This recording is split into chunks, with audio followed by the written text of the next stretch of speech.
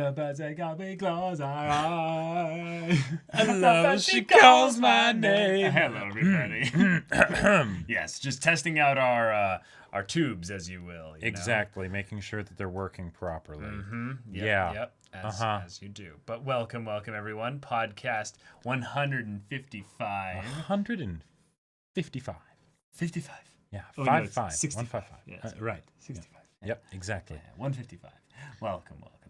Gotta have some fun talking about fights in anime. Yeah, good old-fashioned beatdowns. Yeah, one of the topics that we have not talked about in a long time. In fact, we went definitely back to not. go and check to see how long it's actually been, and it was podcast number 7 when we last talked about our favorite fights in anime.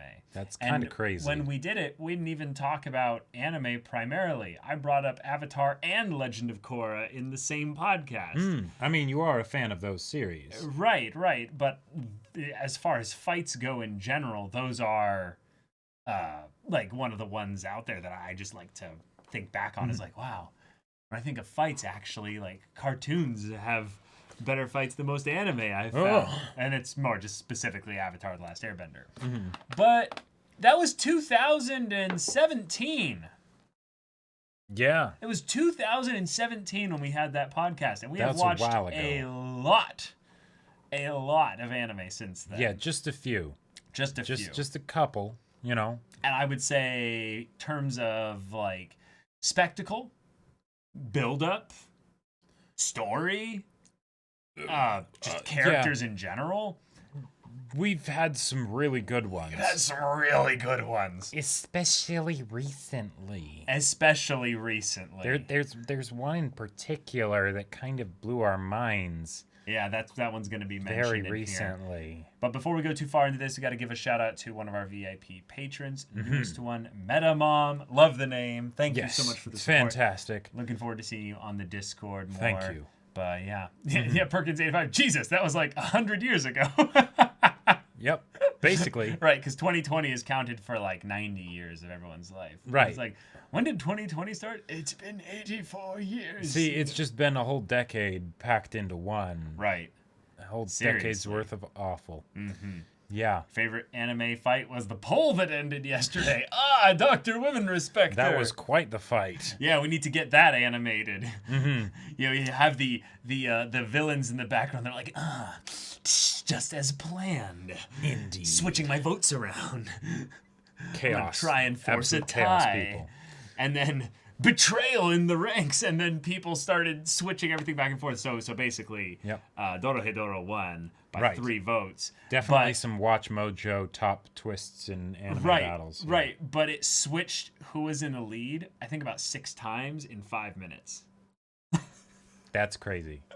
I just kind of sat there and watched. That I just was sounds like, stressful. what is happening? This Man. This is terrifying. Horrifying. Oh, man. But yeah. At the end of the day, fights are boring without build-up and backstory behind them. And we will be getting into that. Indeed, yes. We will not be talking about One Piece fights specifically, though, because we're doing it in manga format, and we're going to be Right. talking about some elements that primarily, work, best in anime. Yeah, I mean, there have that been regard. some amazing fights in One Piece, but Yes. how would we use the same metrics considering that it's a bunch of stills, so Right. you don't have music and things like that. Exactly. And the other thing is we are not going to be talking about like game battles, if that makes sense. So competitions where you have a team, like Haikyuu is not going to be represented here. We're going to be Right. talking more on 2 different angles. Jacob and I are going to try something where we're each going to take a facet of fights in anime and kind of draw some highlights between Right. the 2 of them. And it was kind of funny because when we were talking about what we wanted to bring up on this podcast, it was very like emergent. Like we weren't planning to have like our own different takes on things. It was just like, oh, there's a pattern for the ones that I picked. Oh, there's the pattern for the ones that Caleb picked. Yeah. The ones that I tended to pick basically lent themselves more towards duels. The idea of 2 individuals that are destined to showdown and to have a fight where only one of them is walking away from this. whether dead or alive, or pulverized or not pulverized. I wonder what you could be talking about. Yeah, exactly. I'm going to be talking about the fights that build up the idea of each of these two characters and who they are, and how it is inevitable that they will clash. Whether the plot demanding it, the character motivations demanding it, or in some ways the things the characters say themselves demanding the fight. And that doesn't just necessarily mean that they will fight, but it demands the level of intensity that these fights will have based on that buildup. But these are primarily mano-a-mano, one-on-ones, Right. that are concluded in one fight. Yeah. For the most part. For the most part, yeah. I have some weird ones, but yeah. And so as far as the Luffy versus Usopp thing, the reason why I mean, we can just say that one's, because we said no One Piece. That one is not on there is because personally, I would want to cover that in like a separate thing, because the thing that makes that one so special is the fact that it's a fight that happens, not so much the fight itself, if that makes sense. Right. Also, I would say that it doesn't fit into a lot of the discussion that we'll be making in terms of build-up with regards to fights. Even though it is more about the post-fight stuff, in my opinion. Sure. It had some great build-up, but I think the best part about that fight is actually what happens after the fight. Yeah. Yeah. So then your fights, Jacob, what's the pattern with yours? Yeah, so my fights, I realized that it was more about the build up to the fights, but also the idea of the fights as a series of fights in the context of it. Yeah. So, like, for instance, one of the ones that I was just like, okay, I have to have this on there, is one that I feel like maybe it's just because the show came out, back in 2013, which is, fair while ago as far as anime goes. For sure. But I haven't really heard people talk about it much, and that's probably just because, watched it after the discussion around the show ended. Gone, Yeah. But that's a particular bout in Kill la Kill of Kiryu Satsuki versus wait, hold on. Kiryuin. Right. Yeah, versus Ryuko Matoi. Matoi. Wow. Japanese names. Pronunciation. Emphasis and things. Right. I literally was like just watching that fight 5 minutes ago.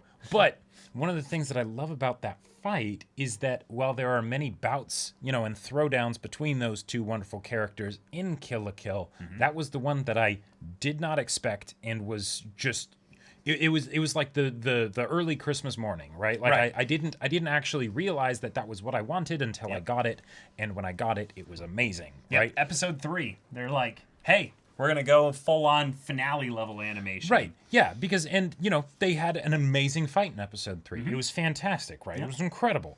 But because of that, it was never a surprise when they fought. Yep. And in a lot of ways, I was like, okay, I was excited when they would fight, but it wasn't like a build-up thing, because there wasn't that sort of like that tantalizing, like, when are they actually going to fight? It's, they're going to throw down plenty of times, but when is like going to be the sort of the true final fight, right?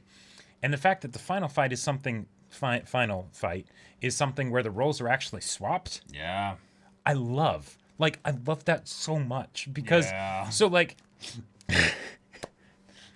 Kill la Kill as a show is like escalation personified, right? Like it's incredible. I love it. It's hype. It's fun, and you never know where it's going to go. But you always knew that, our two girls were going to throw down at some point, and that would be the end of it, right? Because they were antagonistic towards each other, right? Satsuki was the antagonist for the majority of the show. Yep. But you knew that wasn't quite all there was to it. Right? But Ryuko wasn't exactly going to, like, stop fighting Satsuki just because there might be something more to it. She was going to keep, soldiering onward almost, well, no, I'm not going to make a Gurren Lagann reference. But the point is, Ryuko's a very straightforward character, so, of course that would follow. And the fact that we end up getting something where then the antagonist of the story becomes not just the protagonist, but the underdog, and then the old antagonist is now trying to use the power of friendship in order to save the protagonist. When does that happen? I'm sure it's probably happened in a story somewhere, right? And but certainly not in this kind of concentrated form where we know that Satsuki has no chance against Ryuko, right? Yep. She is getting just destroyed this entire fight, but everyone, literally everyone, is banding together with her. The four Devas and even Mako, right? And Right. eventually, they're able to resolve it with the power of friendship, and it's wonderful and amazing and awesome, right? But that was only possible because of, all the crazy fighting that, they did up till that point.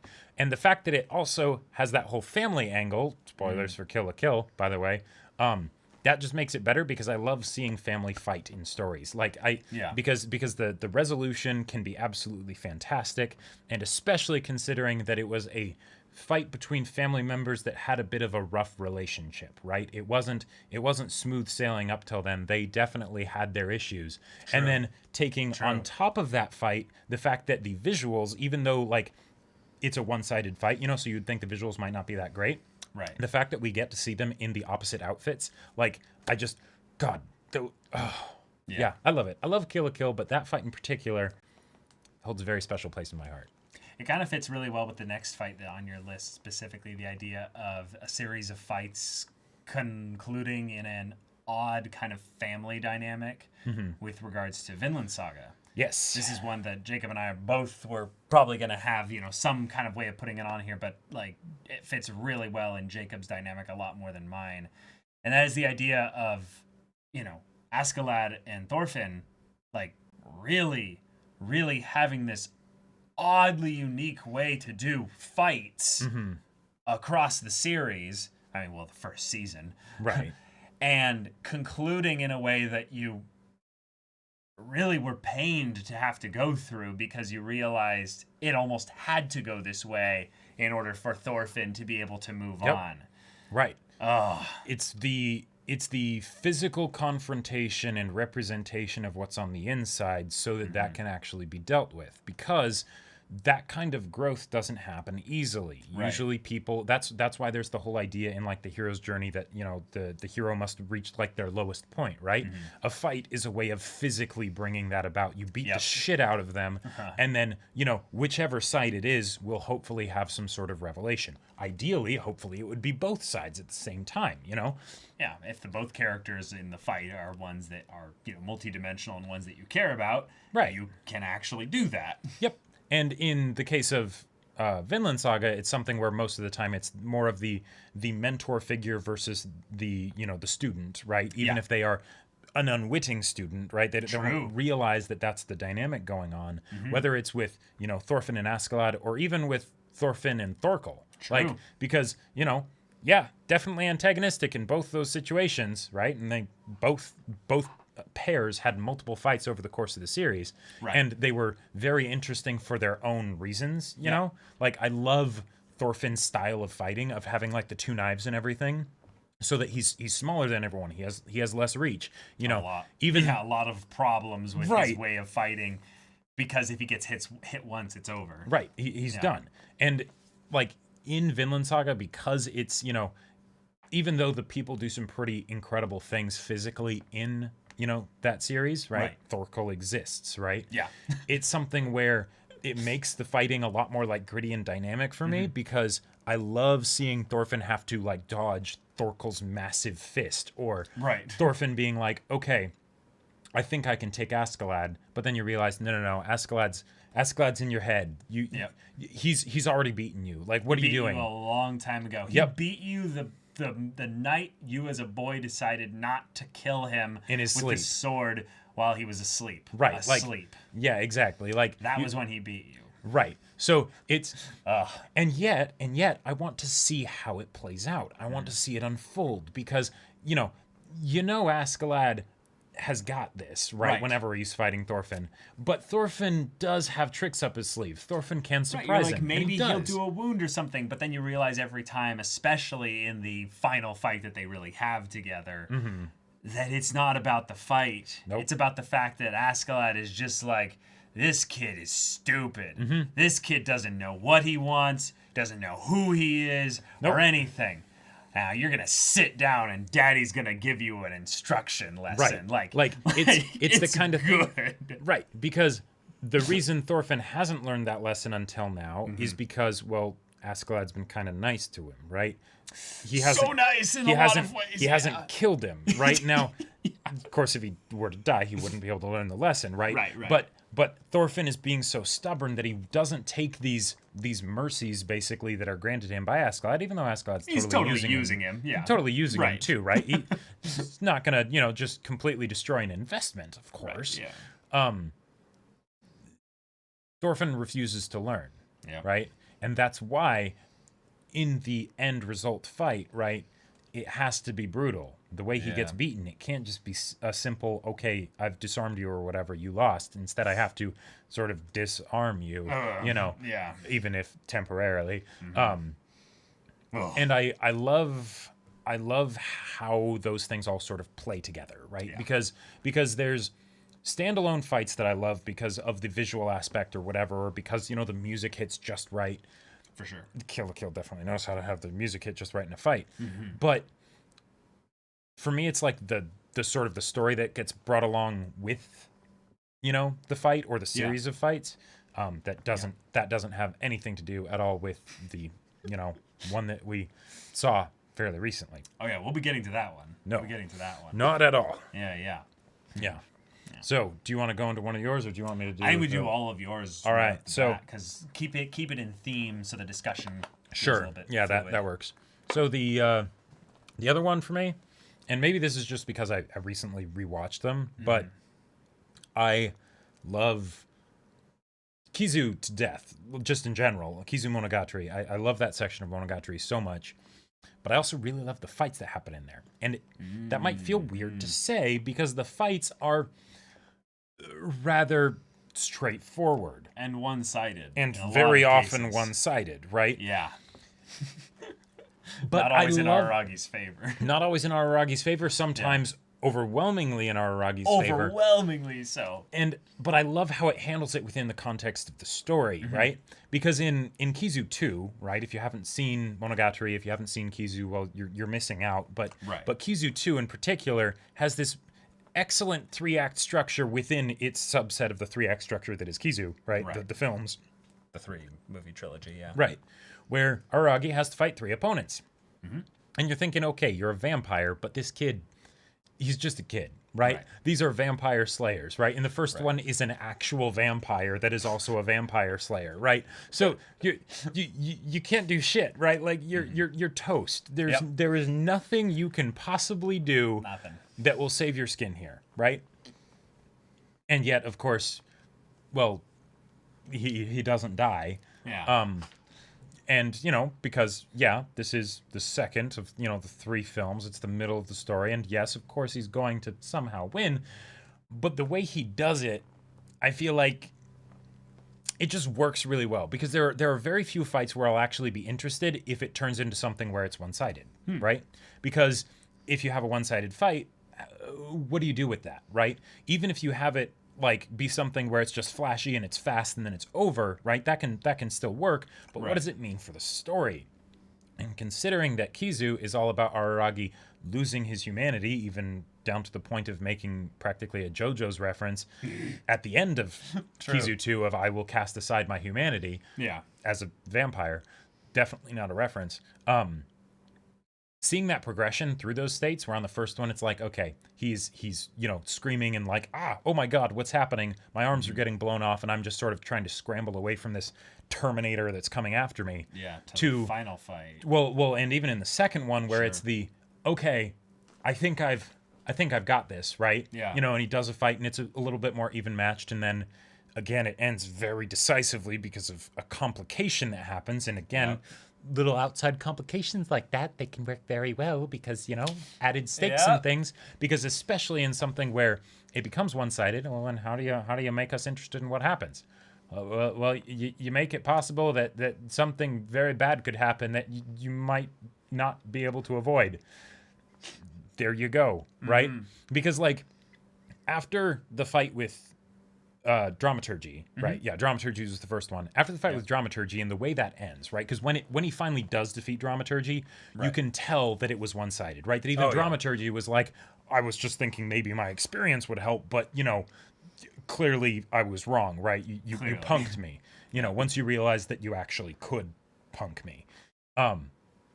How do you do 2 more fights, especially in the same movie, Yep. after that, and make them in any way interesting? Right. It then How do you do it? again becomes about the context of the fight rather Right. than whether or not the character is going to win the fight.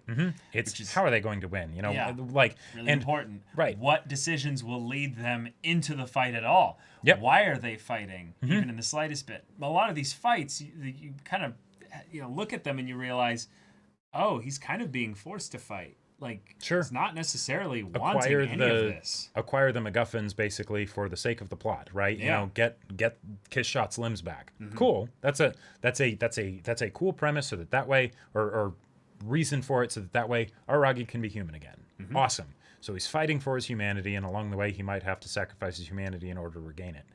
Which then there's the whole question of what was his humanity like before, you know, because he wasn't doing too well. And there's Yeah. that whole thing. And then Hanakawa alongside it, who's just like the perfect side character for this narrative and stuff and to observe this, right? True.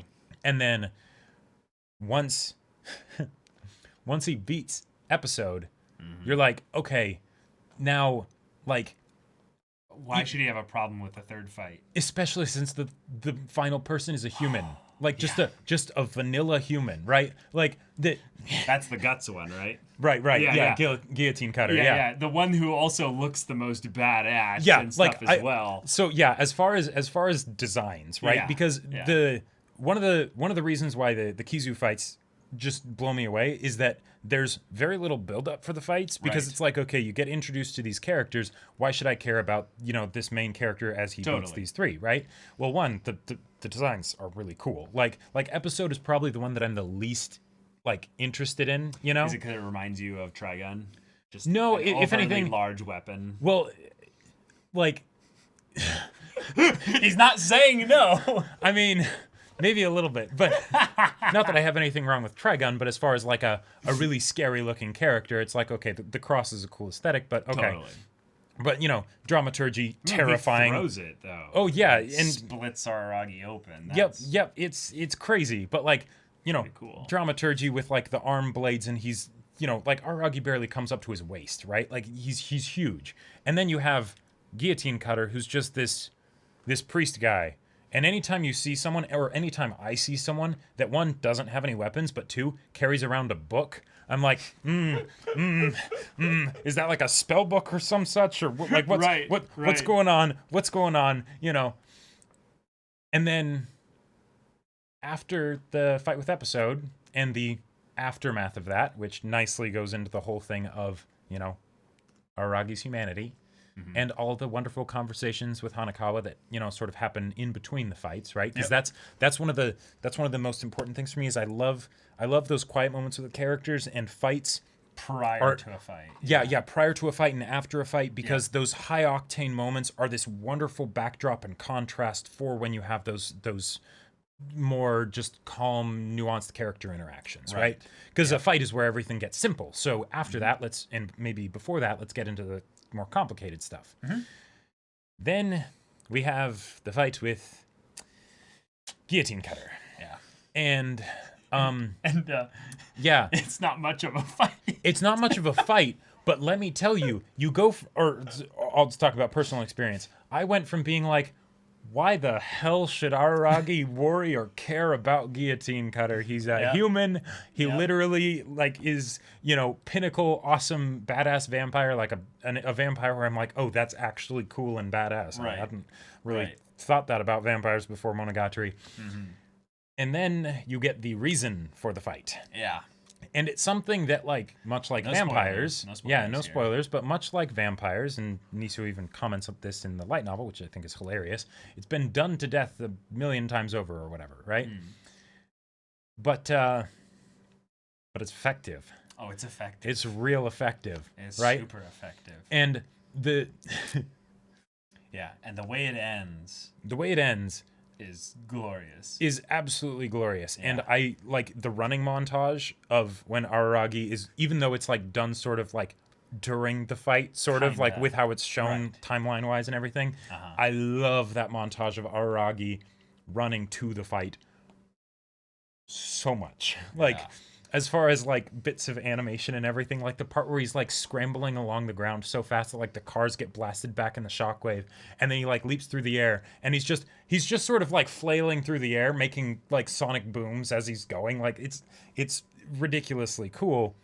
But then you get to the actual fight, and it's very simple. Oh, it's quick. It's very simple, and it's over in a second. Yep. Right? Yeah. And that serves as a fantastic ending to the second Kizu film, right? Because it's like, okay, there you go, right? Everything's done. Yep. And that was one of the other things that really stood out to me about these fights, because the first movie is sort of like the build up and the setup for the story, right? Cool. But there's 3 fights that we need to do, 2 films left. In the second film, it's like, okay, there's going to be a fight. Oh, we're getting to it right at the beginning. Yeah, strange. Oh, okay. That's odd. Okay, the second fight. They'll do the second fight. That's where all the buildup is going towards. At the end, and then the third film will be the final fight, right? You know, with however Guillotine Cutter will do this, right? Right. No. It's all done in one movie. Yeah. Wait, so what's after? Right? It's not just Oh, gonna yeah. be. It's not just gonna be a really long Return of the King sort of, like epilogue bit. Like, Yeah. Context to the fights matters. Uh-huh. And not just the buildup, but the stuff that happens afterwards. Yep. So shifting over to the style of fights that I'll be talking about oh, here. no. Oh, okay. There's Okay, one more fight say- in Kizu. Okay, well, are we talking about all the fights in Kizu? Well, I see that as being like the Okay, final. you're cheating here. Whatever. I am Go cheating a ahead, little Go bit. ahead. Fine. So then we get to the final fight of Kizu, right?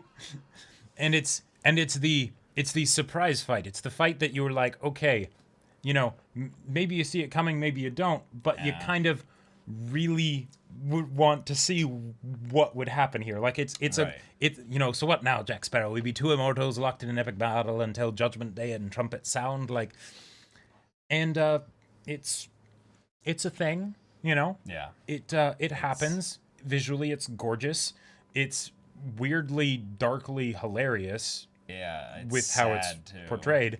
Incredibly sad with Yeah. some amazing stuff again as build up for this particular fight. So like, the way it just sort of escalates and stuff to have this person, this kid who you would never expect to be in any kind of life or death fights or anything like that. Mm-hmm. To go into this final fight, what could be their own final fight. Mm-hmm. It's really good. And then of course the resolution to the fight is absolutely fantastic. I will not say anything about what it is or might be similar to or anything like that, just in case you haven't seen it, because you should really watch Kizu. Yeah. Yeah. Thank you for not going too spoilery on it as well, because I was thinking it would be very easy for you to bring up the Kizu 2 fights because of how They sort of chunk. well, no, just how little you have to actually talk about the plot of Kizu in order to actually gotcha. bring up those fights. So my fights are all heavy spoilers, but they're all super popular. So Hopefully most of you've you seen them guys already. should know about all of these. So, first things first, we're going to talk about, in my opinion, one of the kings regarding an epic duel in anime. Legendary, even. A meme, even. A standing ovation is flat out required just for the mention of this fight. Maybe even 2 standing ovations. We're Well, talking about everyone is- Jotaro versus Dio, y'all. Right. So, in terms of fights that I didn't know I needed so much in anime back in 2017. So, back when we did our first podcast for this, I brought up a couple fights. And most of the fights that I brought up were emotional kind of sunderings, rivals, and such that had a lot more pain surrounding them. And I forgot that you can just have epic, bombastic, over-the-top, crazy, exciting, twists and turns, grand-scale, one-on-one fights. Because my point of reference for grand-scale one-on-one fights at that time in 2017 was Bleach. And I'll say, Bleach did actually do one-on-one fights pretty well. Yeah. As far as one-on-one fights go, they're they're pretty solid. They're not that bad. Especially some of the early ones. Especially some of the earlier ones, yeah. And especially because they're actually kind of short. A lot of them aren't long by Battle Shonen standards. But Jotaro versus Dio is one that's built up from episode freaking like 2, I think. Episode 2 so, yeah. of Something part like that. 3. So for 40 plus episodes, you have this idea of these Stardust Crusaders trekking their way to Egypt to save Holly. Yep. And it's like the old ancient bastard somehow wormed his way back into the land of the living. Yep. These guys don't really know who Dio is. They've only heard of Dio. They don't really know what he can do. They don't know his grand charisma and his, oh, you're approaching me from really far away. It's going to take you a few months to get here. I'm going to bang some concubines, I guess, in the time. But Dio's buildup is not felt through really interacting with him, which is quite weird. So I'm going to be bringing up the idea that duels of this nature are destined to happen not because of the two characters interacting necessarily as much, but as to what the two characters each represent. So Jotaro is a very simple character. Like, especially in part 3. Are you sure? He does not have a lot of complexities to him as far as things go. Like, he's got a couple dimensions, you know. He's got some tsundere aspects to him, you know. And it works very well. Yes, he's a lovable 17-year-old. Every time. It just kills me every time I think about it. But then you realize that this young boy is following his grandpa that he kind of hates or what have you on this mission to fight an immortal vampire because you got a power. You got a power, so you have to do something with it. So I almost feel like Jotaro's on this like thing of like, I don't know what I'm doing, but I want to make some use of this demon power thing that I've got. Okay. You know, my mom's under attack. Yeah, my mom's under attack. I've got to help him. It's really simple.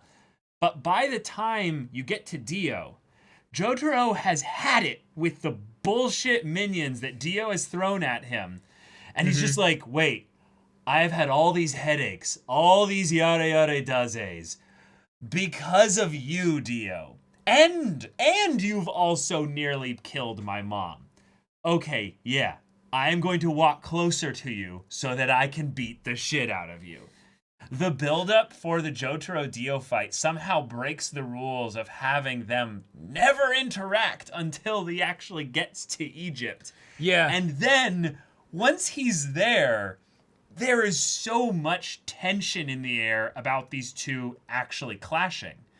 And there are a couple episodes of the fight going on before Jotaro and Dio actually do clash with each other. And those are damn good episodes. Those are some really, really good episodes. People can meme on it on like JoJo's all you want, but those like 3 or 4 episodes of build-up where Polnareff gets to the stairs, you know, and then we get to actually, you know, Kakyoin getting some pastries and well, no, Jotaro having a knife in, Joseph having a knife in his throat and being that like, too. "No, Jotaro, his power is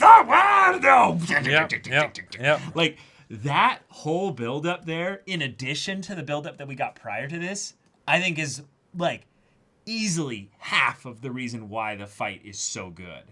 Oh, sure. And then you get the actual showdown. And the dialogue between the two of them, the poses, the presentation, the music, the voice acting in general, it's it's delightful. I mean, JoJo's has never been wanting for style. Yeah, but I would say that ever since that fight, there has not been a fight that takes the style, the presentation, the build-up to that level. Part 4 didn't do it. Yeah. Sorry, Kira, you were an incredible villain. But no. Yeah, no. He did not have big Dio energy. Yeah, exactly. Like, part 5, yeah, that was terrifying. But no, But- that did not have the same level No, of, nowhere of build up close. for Jotaro and Dio. It Yeah. was it was legendary. Like the only fight in JoJo's that I can really think of comparing to that would be like Joseph versus Cars, but that's for a completely different reason for of a just completely the different reason. shenanigans and yeah. Right. It's for them yelling JoJoisms basically back and forth at each other. Right. And it's just for the idea of somehow Joseph punches the perfect being with a volcano. Right. So memes aside, I want to talk about Jotaro versus Dio because it ultimately comes down to a duel. We knew because the OP freaking tells us The one going to to end end it it all all will be Star Platinum. Right. So it's not going to be about the Joe Bros, somehow whittling down Dio. Even though Jacob and I fully bought into the idea that somehow it would be a 6v1 or a 5v1 and they would find a way. Right, and they would all to sort of fall one cleverly by set one this and up. yeah. But no, we all know what happened to Kakyoin. Yeah. He tried that. Kakyoin literally came up with a brilliant idea of, I'll learn his power based on how he moves in interactions with my Wait. Emerald Splash. Wait. And So it was a perfect strategy except for the fact that oh my god, someone deflected the emerald splash. no, seriously, memes aside, I really do feel like one of the clever aspects of the fight is how they did basically the I one up your power with a power feeling. Polnareff Yeah. is one of the characters that they've constantly just had survive things that he shouldn't have. Yep. But when he encounters Dio and Dio is basically dicking with him on the stairs and stuff, you're like, oh no, we can't beat him. There's that immediate thought of whatever he's doing, I don't fully get it, but space-time is involved. And that means you've And that lost. means we've lost. Like this whole unless thing you is also a joke, have it, which we don't, which we don't. So, Right. so then we've lost. we've lost. And then the fact that Dio is so annoyed by them, by the way that they chase him around with the car and everything, and then end up actually like Feed your leg or arm to me like it was exquisite caviar. to the point where he actually realizes, crap, I do actually have to use this power in a way that's very overt and obvious. Okay, no, sorry, die, Kakyoin, and just Yep. done. And all that is just build up for the fact that when Jotaro and Dio fight, it's really just about two and a half episodes, if that even. Because a lot of it is just them chasing each other back and forth at different times as each of them get the leg up on each other.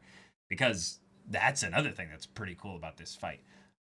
Dio is losing at multiple points in the fight. Yeah. And comes back. And then Jotaro is losing quite a few amounts of points of the fight and then jukes him with some clever thinking to where it is a roller coaster of emotions. Like, I can still remember the feeling when we watched it for the first time of like, oh, no, wait, just going back and forth thinking, oh, wait, he has books in his coat? Wait, no, wait, he used a magnet to make his hand twitch to make him think he was moving within the stopped time. Oh my god. There's so much ridiculousness. In a lot to of it. ways, the Jotaro versus Dio fight also shows how as much of a tsundere as Jotaro is, as much as he doesn't want to listen to Gigi, one, he cares about him because, there's the part where Joseph kind of has a knife in his throat, but two, that he has learned from his grandpa. He's taken a page out of the old man's book with all those crazy, ridiculous stunts that he pulls that Right. actually end up making it so he can win the fight. Yeah. Beyond the, convenient development of a new power mid-fight. Yeah, the whole thing of no Star Platinum was all along stopping time. Exactly. It's not that he had a new power. It's the Right, from the perspective of the audience is what I'm talking about. Oh yeah, of course. But super speed eventually basically just gets asymptotically toward the point where you Yeah. just assume. Are you sure you're not stopping time? Right. I mean, I loved the idea of that. Oh, we could have basically just assumed that at some point based on how fast Star Platinum was, because there's having top speed, but there's also having high reaction time. Reaction time doesn't actually make sense to completely correlate with being able to have a high top speed. Yeah, not necessarily. So yeah. it's something to think about. But, JoJo plot, shenanigans aside, I think that we can all agree that that's one of those legendary fights in anime that I definitely like would have put in my list back in 2017 if sure. I had known about it at the time. And then the next one is one that, if you've been watching our reactions recently, you kind of expected this one to be here the minute you saw a podcast discussing fights. And y'all, the Hawks, they tore each other to pieces. Yep. Takamura versus Hawk. That was a boxing match. That was a fight that I did not believe I would care so much about it so quickly. But if you look at the initial build-up episodes that they do for it, it's not a lot of time. No, like going back and rewatching it, there's not a lot of actual time they spend building up Hawk in the show. He comes in for the fight. Yep. He comes in around the same time that they're setting up things with Takamura's family. Mm-hmm. Yeah. So it's a really combo-wombo parallel one-on-one build-up setup. And it's great because, like... Burayan. Burayan the Hoku. Yes. Because, okay, Takamura having a world championship fight, right? That's something that we were waiting for since, like, pretty much the beginning of the show. Probably that, like, episode 10. Yeah. Right, yeah. Like, we're it's like, this guy's going to go the distance. Exactly. And we need to see that happen, right? Because if there were to be any boxer that they would give focus to other than Ippo for a fight, it would make sense that it would be Takamura. We ended up getting more than that, but, but that's the big one, right? Right. Yeah, Miyata was the other boxer at the time that we thought we were going to get a lot more of the rival back and forth dynamic. But Miyata ended up having basically a crisis of identity and of boxing and in general and had to go on a different path. Right. Takamura, we knew at some point we were going to need to see why he was the GOAT. And we saw little tastes of it. Right. But he was always dominating his opposition. Even against a bear, y'all. Yeah. Even against a bear, Takamura just beat it in the face. Oh, my God. And he survived. He had a big gash across his chest and stuff. But Takamura, we never thought like he was truly meeting his match in the ring or outside of it. Yeah. Like, I feel like in the case of the Hawk v. Hawk fight, right? It was something where rather than building up the antagonist, the enemy in this fight, they did do that, and it was fantastic. True. But that came way late, right? It was more of building up Takamura as someone that needed a fight, a true fight, right? Right. Like, and that's something I don't feel like happens very often. Like, and because one, if it's done for the main character, sometimes that can make things kind of dry, you know, if they don't have any challenges along the way. Especially if the show is based around fighting or competition. Exactly. In general. Right. But also, there were certain conflicts outside the ring with regards to Takamura where we're thinking, that's kind of an issue. And we're not talking about the family issues, right? Those came up later and those were great. But more of the... his personality. Takamura. He makes some weird life decisions.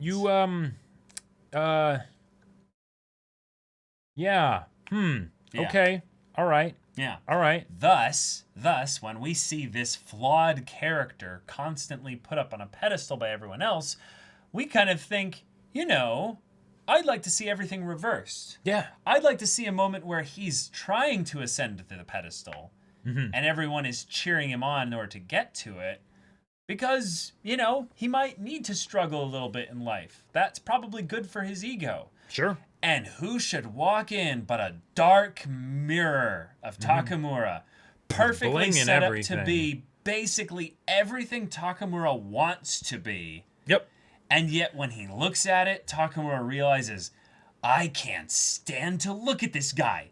He's not me. He's awful. Right. Well, yeah, right. Like, it's something where I feel like Hawk was being built up to before Hawk even was introduced, right? Exactly. Because Hawk was the perfect opponent for Takamura, not just in a fighting standpoint, but also from the narrative standpoint, because Takamura needed to grow. And he did. He reneged on a fair amount of that immediately after winning said fight, but still. Yeah. Yeah. And as far as the fight that we got, it was like just trying to think of fights that it could be compared to. Like it rivals what is every there? boxing fight I've ever seen in my life. But also, I would say that one of the things that it does quite handily, because this is a character who is an alternate universe version of Takamura that grew up in the streets of New York, this is someone that Takamura could become. So anytime Takamura overcomes Hawk, right. there's this feeling of Takamura defeating his past or defeating that part of this himself. false future that he keeps tending towards because of his greed, his ego, his lusts, his lack of self-control in general. Yep. So then when we get to know Hawk and his backstory, we realize not only are they extremely similar, but they're almost identical in how their origins brought up, except for the reasons why they started boxing. Yep. And that is what brings up, in my opinion, one of the best things about a duel is that while it is primarily a one-on-one encounter and everyone else is on the sideline commentating in classic, battle shonen style in anime, the thing that is different about this one is you clearly feel the support of all these people lifting up Takamura. And then they bloody well visualize it in the anime itself. Oh, yeah. And there's been a couple moments in anime where there's a big fight and everyone's screaming, "God, that day!" Yeah. On the side. Full Metal! Yeah. Yeah, exactly. Yeah. Full Metal Alchemist Brotherhood has some honorable mentions for sure in that arena. I'm like multiple ones. But when the boys are just screaming out Takamura's name, he falls back and their arms hold him up. And then, he's going and leaning on the coach on the sidelines there. There's all these little moments where you realize that this fight did what we always wanted to have happen to Takamura without it breaking him, was to have him basically realize how valuable all these people in his life are and that they are his family. And maybe also for us to see whether or not he values them that way. Because it was always assumed he did, of course. But when the going is tough and he's struggling and it comes down to that final last bit of energy, where's that energy going towards? Where's it coming from? And then we see how much of it is coming from his friends, from his new family.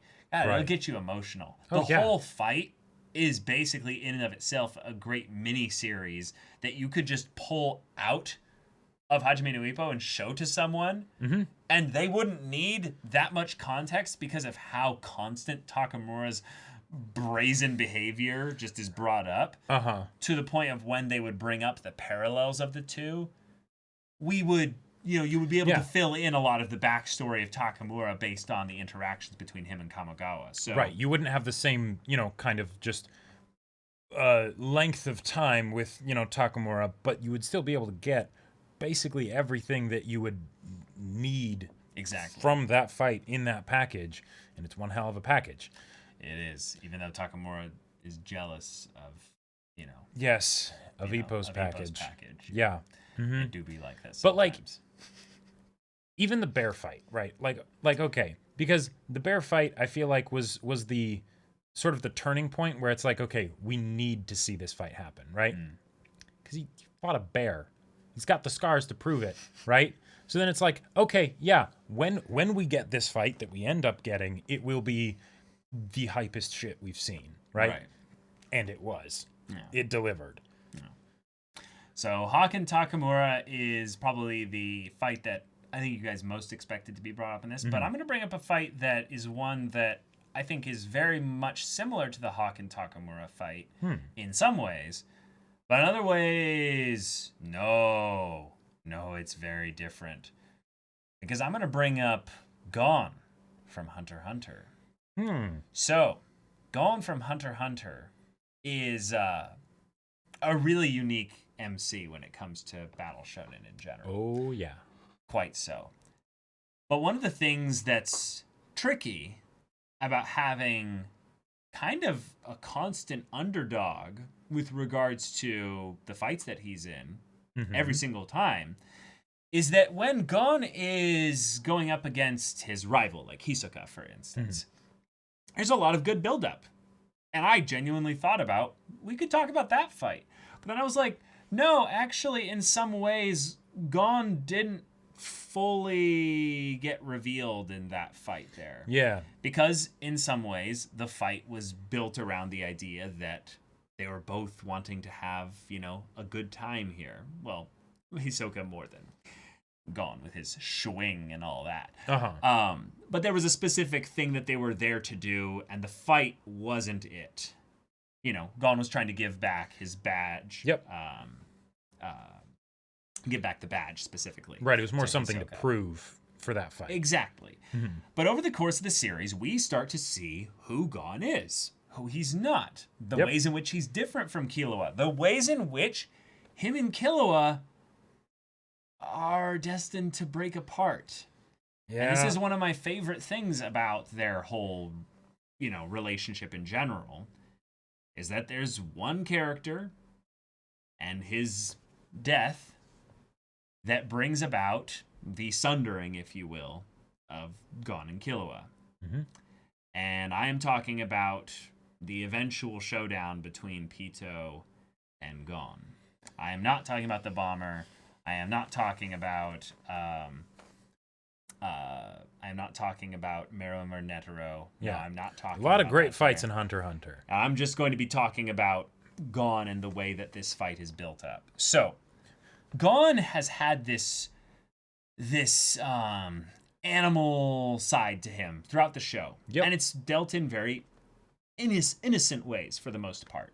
And over the course of the series, we start to see him take on more of a burden or sacrifice more of himself in order to make sure that he gets what he wants.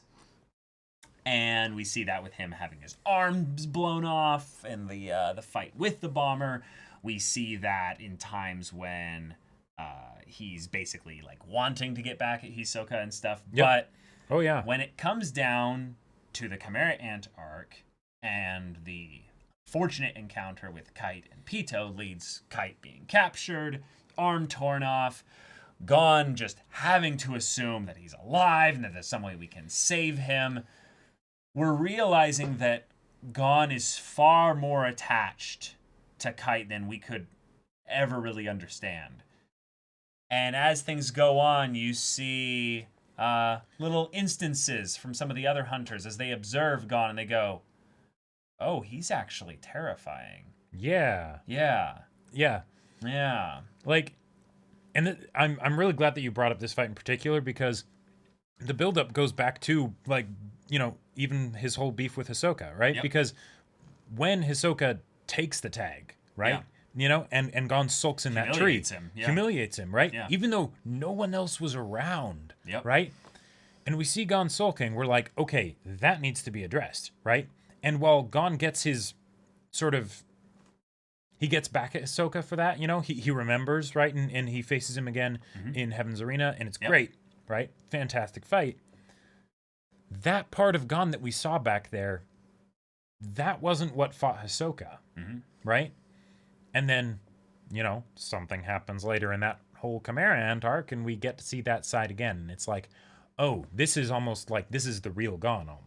Well, they're all the real Gon in that respect. There's no complete black and white dichotomy, even though the black and white aspect symbolism is pretty strong in this whole thing there with the human versus monster and then the whole Gungi match in general. But we're not going to get into the whole show analysis here. The main point is that when Gon sees Pito and Pito's unable or, unwilling, depending on how you want to look at it, Kite was dead at that point. There's nothing Pito could do.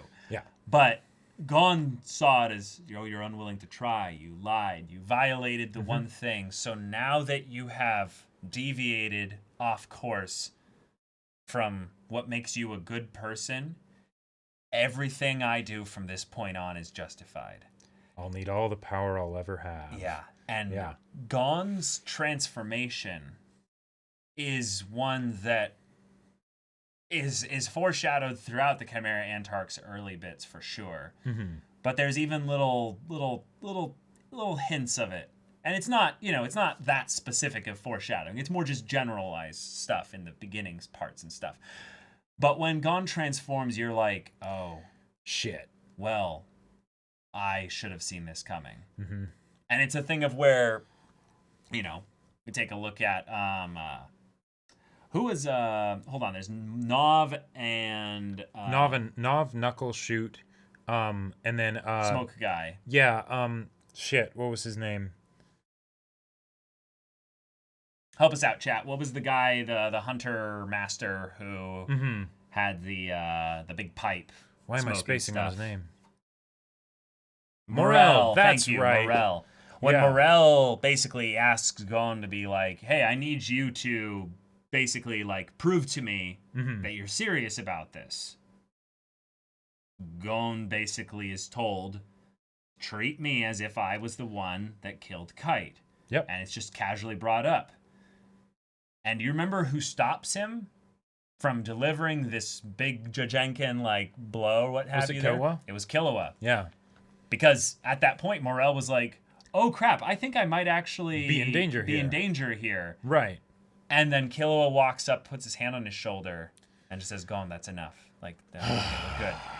And then we see Gon, like, kind of like wake up and breathe again. And you realize, oh.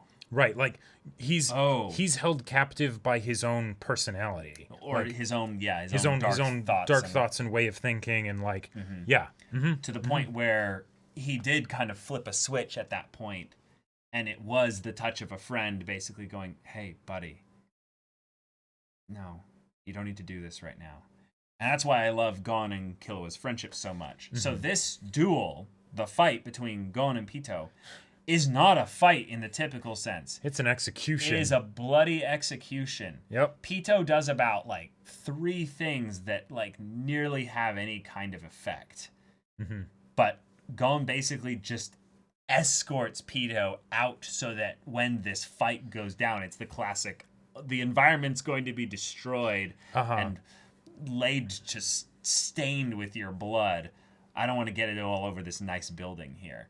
And it is horrifying to watch over again because you realize the amount of pain that brought the person of Gon to this place, where the whole buildup of Nen, even as a power system, is just to allow things like this to happen. Yep. Where someone can just say, I don't care about anything else.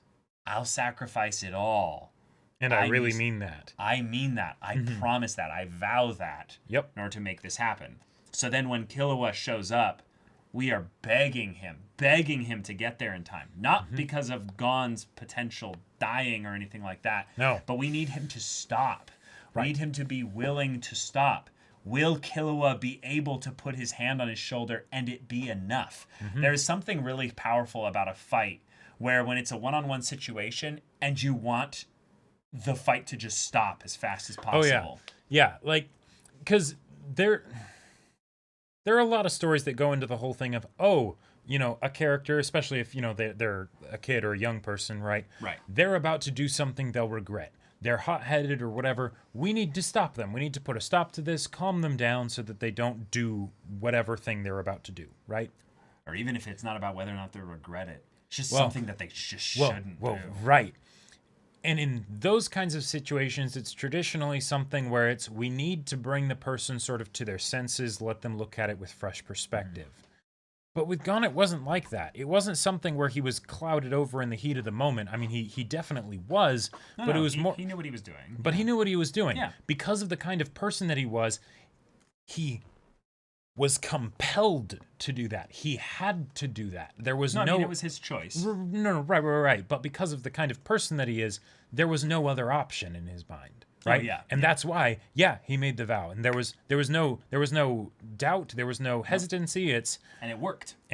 Yep. Right? It worked. He was able to actually follow through on it, and it's like, oh man, that's usually in fights, and this is something that I think is rarely, if ever, really that well executed on, and it's, in my opinion, a really lazy form of writing, is you can't actually have the main character get their revenge Right. because then that would tarnish them as a character. So there's you gotta always backpedal. So you got to backpedal on all that characterization for the purpose of having the friend go and hold them back and stuff. And Hunter x Hunter's just like, no, Pito's gonna get fisted by Gon's own severed arm through the gut Yep.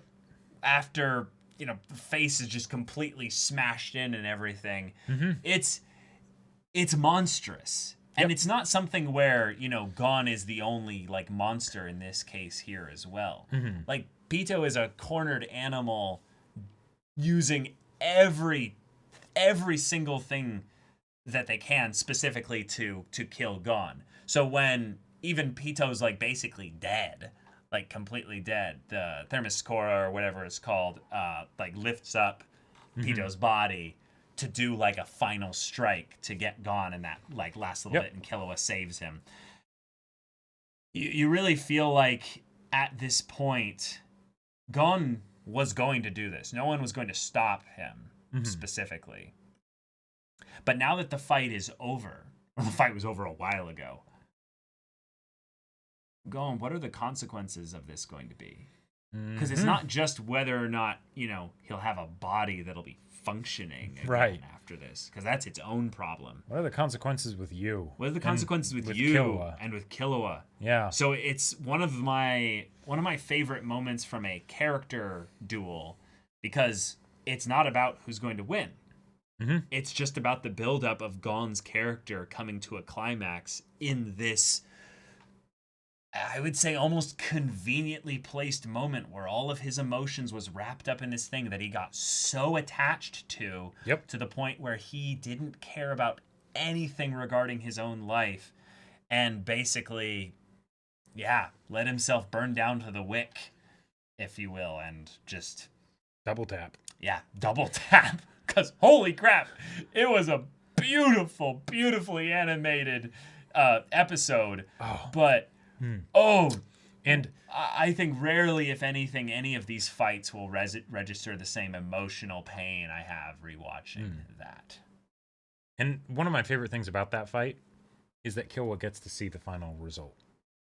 It's not something where he gets there and then it's over and, Gon's in his, eviscerated body, right? But he gets to see it. And that's where the final nail in the coffin of pain basically comes in for me, because you see this happening and on the one hand you're like, this is awesome, and on the other hand this is terrifying, and Gon, you poor boy. But then it's not just the pain to Gon, it's the pain to Killua. I think that my final thing to say on the fight in general, I see a couple people in chat bringing up some things about whether or not it was right or wrong what happened. I don't think that's the point. There was basically a war going on already at this point. There was a go ahead given by the people who should know better, basically, that we're not doing negotiation. We are going to exterminate them. And it's just out of basically the necessity for humanity to survive. So you can go and debate as to whether or not, what he did was right or wrong or what have you, or whether or not, any kind of things about that bit there. I think what's important, though, is that the consequences felt by it were ones that were, while not entirely permanent, they were to someone else. And that bit of Killua and Gon leaving, separating at that point, even though it wasn't Gon's actions that did that necessarily, the build up towards that was just the moment of just shaking it out of their friendship and stuff. So it's just really really potent in that respect. But those are our 6 fights that we wanted to kind of bring special attention to, and the ideas of a one-on-one duel or a series of fights with a lot more focus on the context surrounding the journey within the fights themselves. Right, because you know, there are plenty of visually spectacular fights out there. Yeah, right. A lot of the ones we mentioned are Quite visually spectacular. Yeah. Right. And I Luffy versus Usopp. No, not in this one. Yeah, we're not talking about that. This Yeah, one. but like, there's a way that everything becomes simple in fights. I feel like that can, you know, be cathartic in some instances and very chilling in others, like in the Gon versus Pito fight, where the time for words is done. Yeah. And now we will take these two characters, take all their emotional whys and reasonings and all that stuff, put them together and see which one comes out, right? Whether that because of their powers or their resolve and philosophies and things like that. And yeah, it needs the build up, you know? Like I love it when there's the build up, but I feel like fights really get at something that you don't get in pretty much any other situation set of resolving conflict in stories, and beyond just the, you know, the characters killing each other. But yeah. Like, what do you mean by that? Well, like, there's this finality to it, especially if it's like not just like a fight, but like the final fight between two characters or something like that, because there's, in the same way I feel like with the hero's journey, that there's that sort of crucible that the character goes through, right? As what they believe and all of that gets put to the test and gets put under stress. A fight is a personification of that. It's that encapsulated in a singular moment in time, right? Where whatever struggles there were, now it's all happening right here, right now. Let's see what happens. Let's see if the character changes as a result of this. Let's see if, you know, if everything that's happened up till now will make them ready for this. Gotcha. Because one of the takes that I've heard you and I bring up a bunch that I think could be kind of interesting to go into as kind of an addendum to this podcast is that fights are just really dramatic conversations. They're not really anything special with regards to ways to resolve conflict. They're just a really flashy way to do it. But it all sometimes boils down to a conversation. There was a point when the conversation was going, and it's like, nope, we can't. This is going to take too long if we do it with this way. Let's reel back and boom, you know, hit each other. Put everything into one final strike. Exactly, kind of a thing. Exactly. So I don't feel like fights have any kind of monopoly on like clever character overcoming writing. I feel like they're a medium that works way more the more visual the medium that you're overall presenting it in is. So that's why anime fights specifically are way more engaging than most fights in general. You don't hear us talking about a fist fight from a live action movie almost ever. Nah.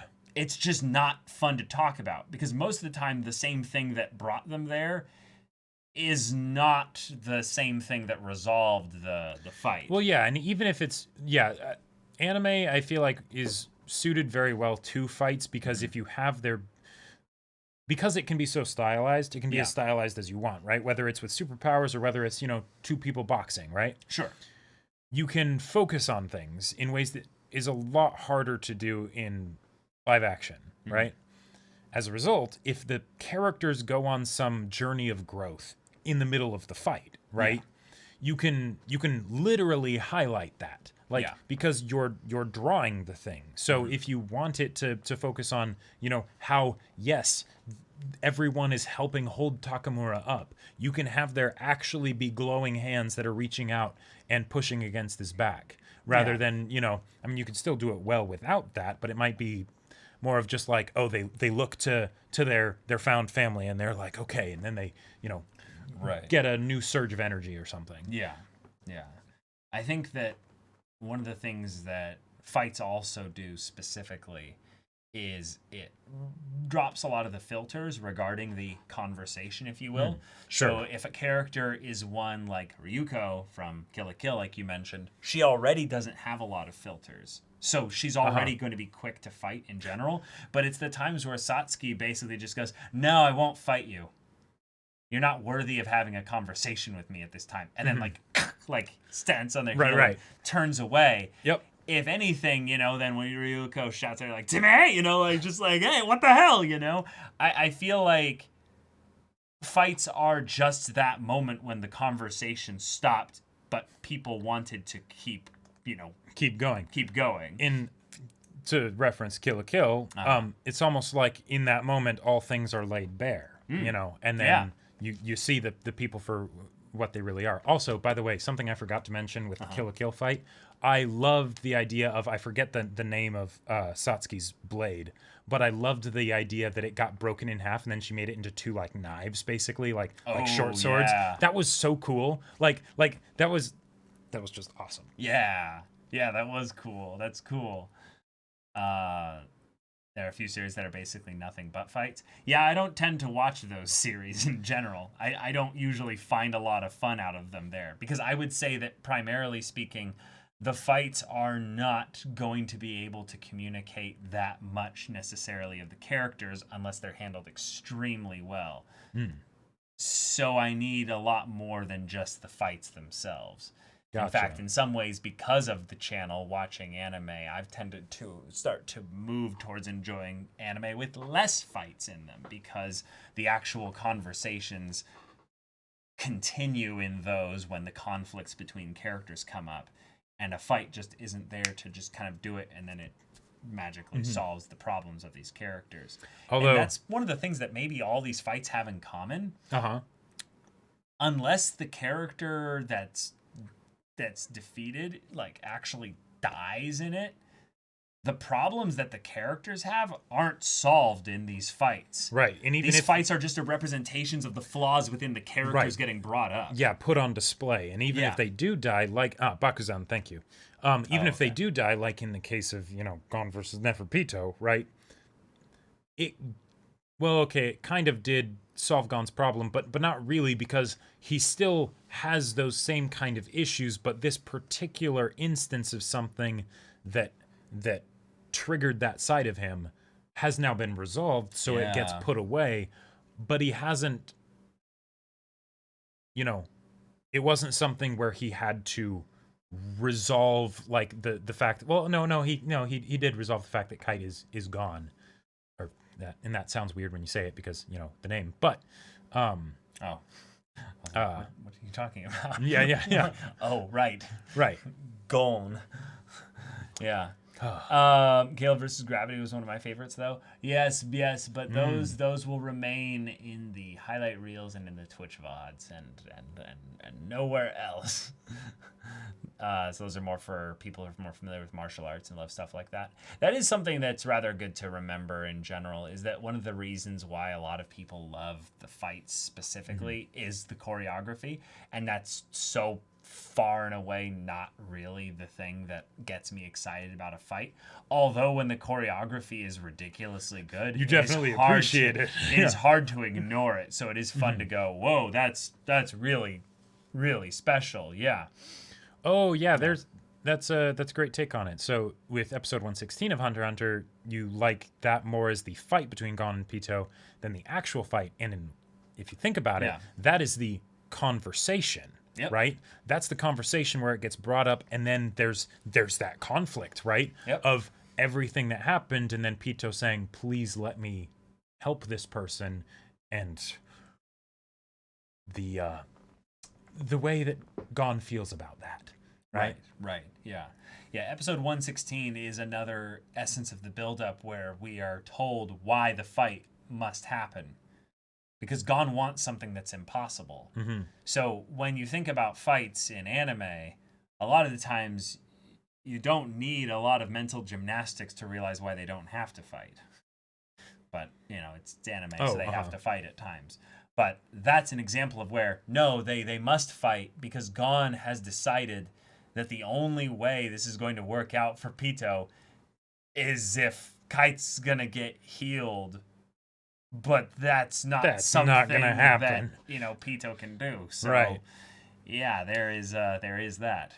So we were actually thinking about mentioning Mob Psycho specifically because of things like Teleportation Guy versus literally everyone else.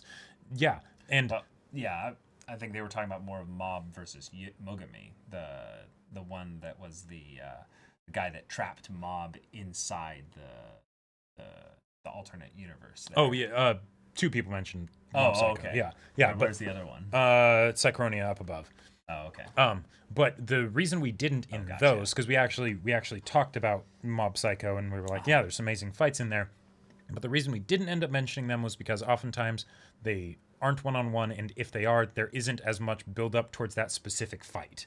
Like Right. it's a crazy awesome thing that happens. It's visually a treat, and then it's over, and then we sort of move on into the next segment of the story, even if it's Yeah. very relevant to the overarching narrative.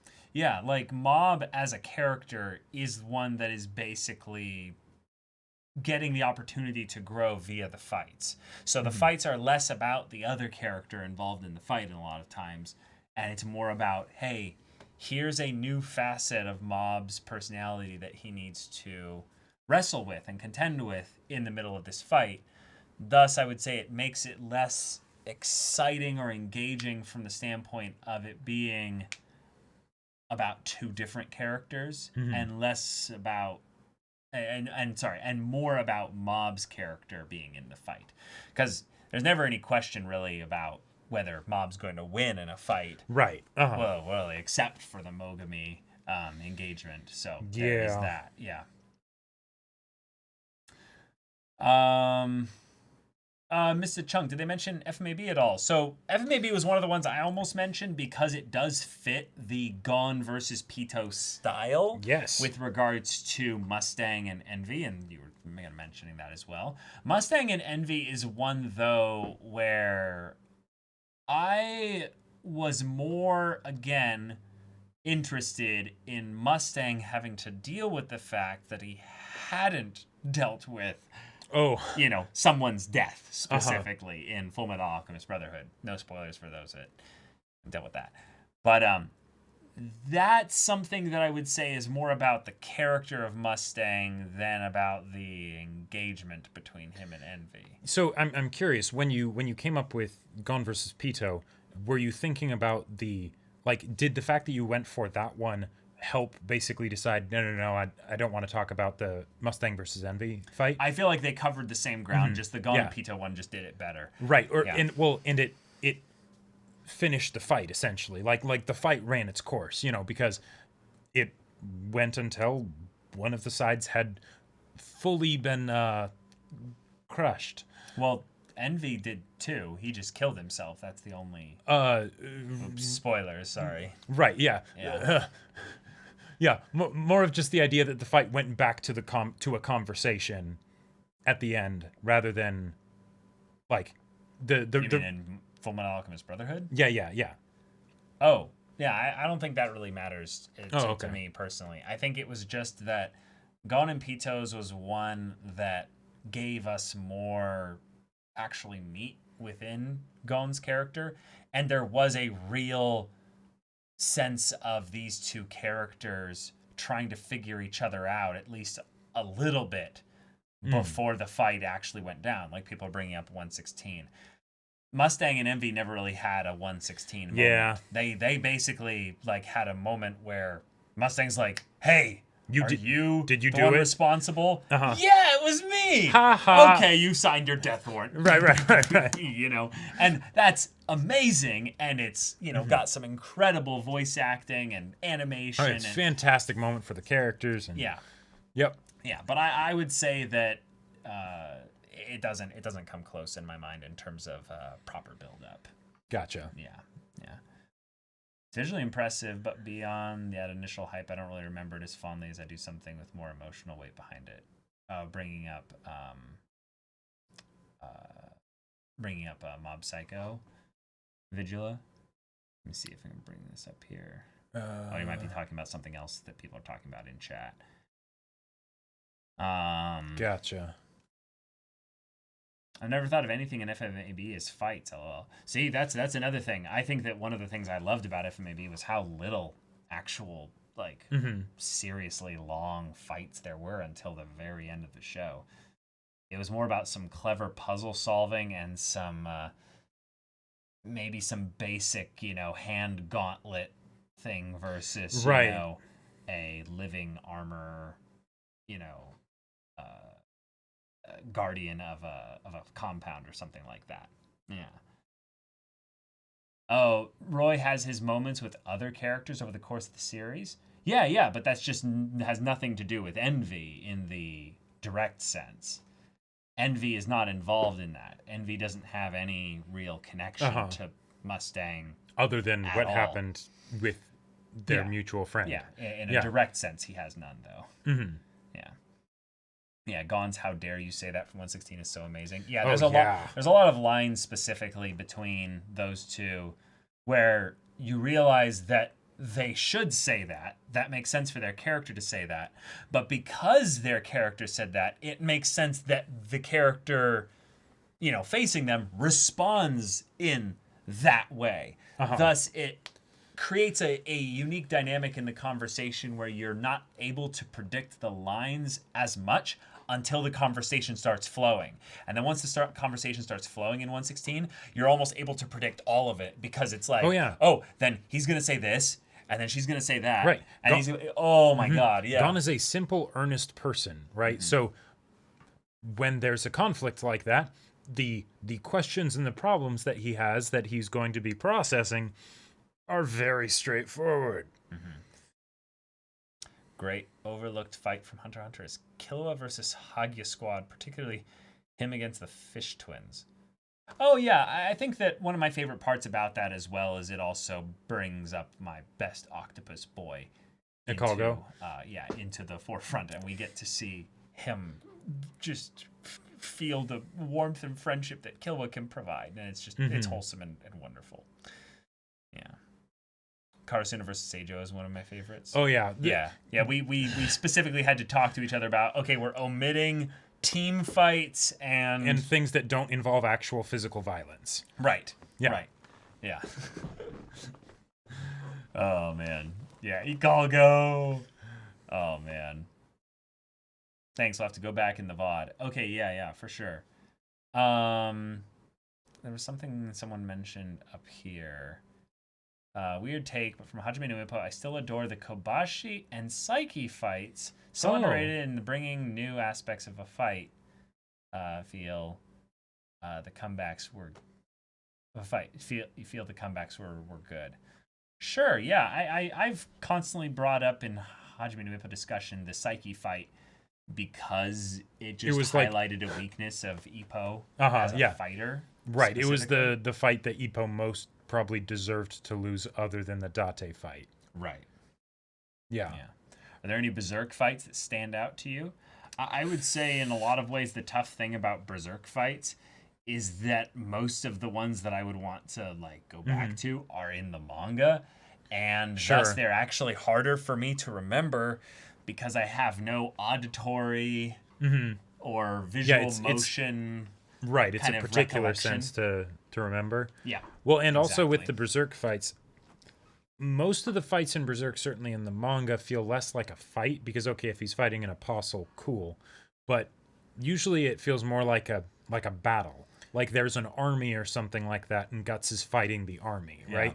And it will still have a lot of, emotional impact and things like that, especially once the Berserker armor comes in. And I absolutely love the moment where Shirka like goes in with him and, like spirit backpacks on him, like for the fight. It's wonderful. It's fantastic.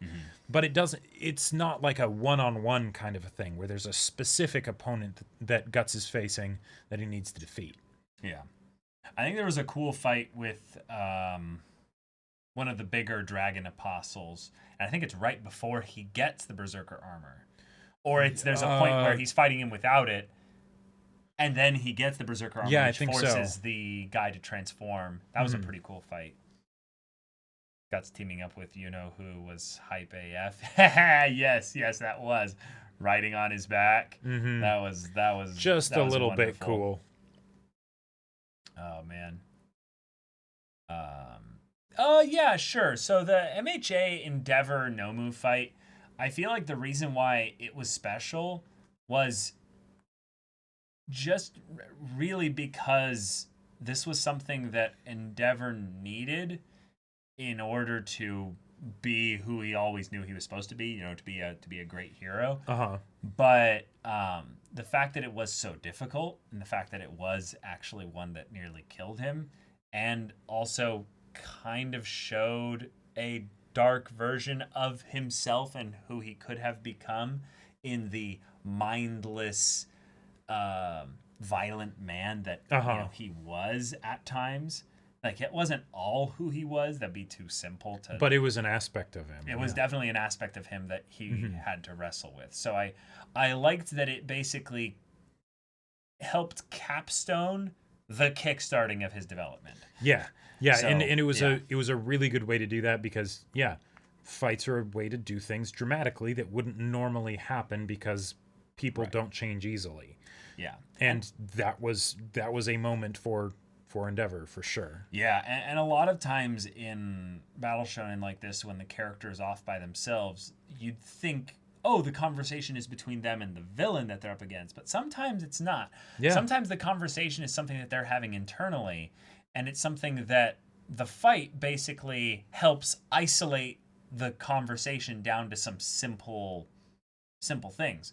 So you don't get lost in your own thoughts. Like Endeavor constantly having to think back to All Might and where he's insufficient, how he's failing his son, and how he wishes he could resolve things in a much better way, but he doesn't really know what he's doing entirely. So there's some cool ways you can handle fights without them being conversations. So I can kind of see what you were getting at earlier, Jacob, of the idea of the fights have this unique aspect of character struggle that isn't really in other things. Like, not that I just feel like they're not really that special, I guess. So not that it isn't in other things, but that having a fight is a very unique way of approaching those kinds of character struggles that, because it's so visceral, is incredibly hard to do without it because most characters, even if it's like, an amazing drama and things like that, they don't have a singular moment where they have truly been pushed to their absolute end and then they must rethink everything. Sure. Right? Yeah. Or where they must change or cease to exist, right? Mm-hmm. And that's what fights can bring to the table, right? In that it is an actual do or die, because a lot of times those moments of growth can feel like do or dies. Right? Can feel like something where it's like, okay, I need to progress in this area. I need to grow. This part of me needs to change, but I'm scared and I don't know if I will have the strength to if I don't have to. And then with a fight, you can have many opportunities to show that they very much, in a very physical way, have to change. Yeah. Yeah, that is true. That is true. Yes, the Mashiba Kimura fight is amazing. Oh, yeah, that was fantastic. Yeah, I really was surprised by that movie's emotional power to hit me over two characters that are basically side characters, like really side characters when it comes to Ippo as a show where there's a ton of other boxers out there. And while Mashiba is definitely less of a side character, more of a tertiary character than Kimura. Kimura is not one of the more developed side characters. Right. He's like Aoki. They're kind of their own bumbling duo there. And even Aoki has a louder shtick. Yeah, that is true. Kimura is a much more subtle character in that regard. Kobayashi versus Kana. Oh my god. No, that was good fun. I love that we're getting a second season of that. That's gonna be cool. That's going to be fantastic. Observer Matthew, we will get those uploaded. Yeah. Oh. Yeah. Okay. But I think then that actually this is about it for the podcast. Fair place to stop. Yeah, it's a fair place to stop. Kept it simple. It was a fun one to discuss. Got to talk about a lot of our favorite fights. It's good to hear from some of you guys about some of your favorite fights, because there's a couple in there that I'm like, oh yeah, that is one that I did think about, but I guess it like was this close to being on there. Thinking on the Mustang Envy ones particular, but it's cool that you guys also thought about a couple of the things that we kind of thought about as well, but didn't end up bringing up just for Right. small little reasons and stuff. Because if we did have this be like a top 10 list there, Oh yeah, you guys mentioned all the honorable mentions basically, minus maybe like one or two. right. So, That's why yeah. we kind of do the cop out of basically saying, hey, let's talk about fights that are sort of thematically relevant rather than like, these are the ones that we think are, objectively the best or whatever. Yeah, exactly. Yeah. But yeah. Take care, guys. Oh, hey, guys, I have a question about the Halloween special. Is there going to be a tweet or a separate YouTube video about the announcements? I might miss the stream. Well, Daniel, there is a video uploaded on our channel right now that is a Halloween announcement video that was released yesterday. This is actually something that just frustrates all YouTubers in general, but YouTube doesn't push notifications out to everyone anymore. nope. So, I'm going to do this for the first time ever. If you really want to know when we're uploading videos and stuff, could you go hit the bell when you're subbed to our channel? I have never done this in the history of our channel. Yeah, I don't think so. But yeah. the reason why you don't know about that, I believe it's Daniel, Well, I is think- because you're not getting notifications of our YouTube stuff in that regard. I think they're also saying though that they might not be able to make the stream, so they're wondering if there's going to be a non-stream publication of what the announcements are that are revealed on the stream. Oh, yeah. That way they don't have to go looking through a 12-hour stream. Yeah. That'll definitely get announced for sure. Gotcha. I misunderstood. But if you want to find out what they are at like soonest, Gotcha. the stream. Yeah. Yeah. If you want to find out the fastest, you will have to be on the stream. And then by extension, I guess the Discord will circulate it rather quickly. So if you're in the Discord, you'd find out about it rather quickly as well.